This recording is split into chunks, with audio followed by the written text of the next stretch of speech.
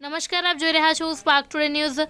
International award વિજેતા photographer એવા ધર્મેશ રાજપૂત દ્વારા એક્ઝિબિશનનું આયોજન કરાયું। મહારાષ્ટ્રના પટ્ટણ કોડોલી ખાતે ઓક્ટોબર મહિનાના અંત ભાગમાં ધનગર સમુદાયના દેવતા વિઠ્ઠલ બિરદેવ મહારાજના સન્માનમાં શ્રી વિઠ્ઠલ બિરદેવ યાત્રાનું આયોજન કરવામાં આવે છે। ગત વર્ષે એટલે કે 2024ના ઓક્ટોબર મહિનાની 21 તારીખના રોજ આયોજિત કરાયેલા યાત્રામાં ધનગર સમુદાયના આધ્યાત્મિક ગુરુ ફરંડી બાબાની આધ્યાત્મિક ભવિષ્યવાણી સાથે યાત્રામાં ચડાવવામાં આવતા હળદરના પાવડર ઉપરાંત પરંપરાગત સંગીત અને લોકનૃત્યને શહેરના ફોટોગ્રાફર ધર્મેશ રાજપૂતને તેમના કેમેરામાં કેદ કર્યા હતા। આ યાત્રામાં હજારોની સંખ્યામાં ભક્તો આવ્યા, જે યાત્રા તેઓ માટે આસ્થા, એકતા અને સંસ્કૃતિનો વારસો છે।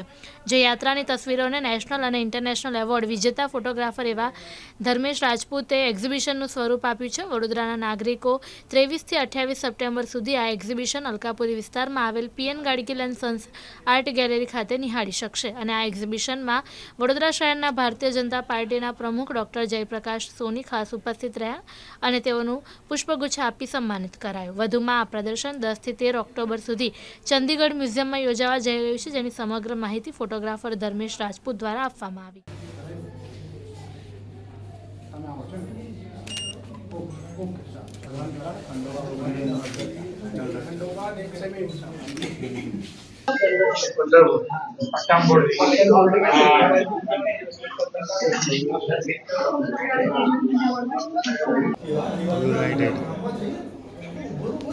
United.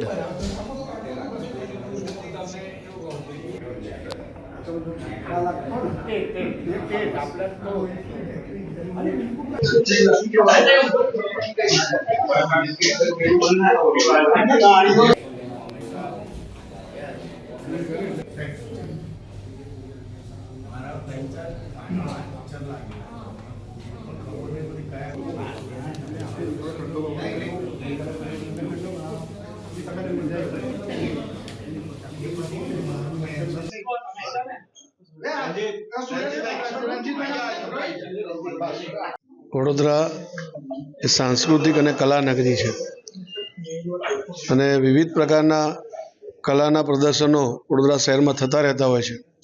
આજે પીએન ગાડગીલ જે શોપ છે ત્યાં પ્રદર્શનનું આયોજન થયું છે અને વિશેષ એક કાર્યક્રમ જે હલ્દોત્સવ કરીને મહારાષ્ટ્રમાં થાય છે એના ફોટોગ્રાફીનું આજે પ્રદર્શન રાખ્યું છે।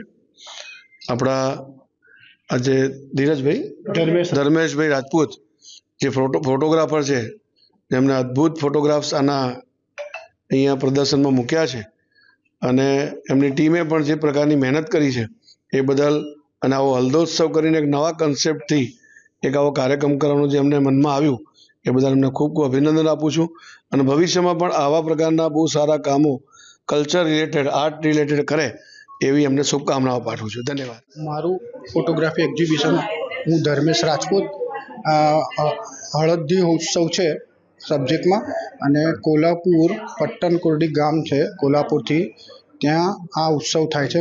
મેં 2024માં આ ફોટોગ્રાફી કરેલી, એને હળદર પર છે આખું આ ઉત્સવ થાય છે। ગુરુજીનો આખો એક પ્રોગ્રામ થાય છે, એની પર આ ફોટોગ્રાફીનું એક્ઝિબિશન છે।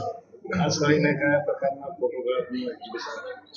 ખાસ કરીને આ ફોટોગ્રાફીમાં જે ઉત્સવ અર્ધ અને એની પરનું આખું ઉત્સવની જે છે આખી પ્રતિકા એની પર આખી ફોટોગ્રાફી કરે અને એમાં બી પાછું હળદર હોય છે કે જે હળદરનો આખો વધારે પૂરતો ત્યાં હોય છે કે જે ટ્રકો ભરીને આખું હળદર નાખો લોકો ગામે ગામથી આવીને આખું ઉત્સવ થાય છે અને એમાં એક ખાસ ગુરુજી જે છે એ ગુરુજીની ઉપર આખો આ પ્રોગ્રામ આખો થાય છે।